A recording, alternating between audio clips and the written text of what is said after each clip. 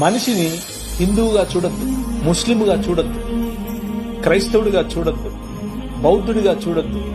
మనిషిని మనిషిగా చూడొద్దు. కష్టమా? చాలా కష్టం. చాలా ఈజీగా, చాలా కష్టం. మతం తట్టుకోలేదు, బట్టలు చింపేసుకుంటది. నిజంగానే అంటే ప్రభువైన యేసుక్రీస్తును చంపింది ఎవరు అంటే మతమే కాదా? ఆమె రాంగ్. పిలాతు చేతులు కడిగేసుకుని నాకెందుకు రా బాబు, లే చంపండి అని అన్నాడు.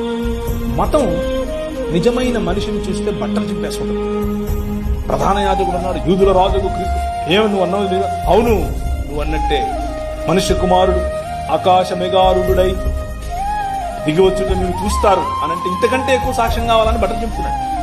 మతము తట్టుకోలేదు మనిషిని. Try to live a real human life.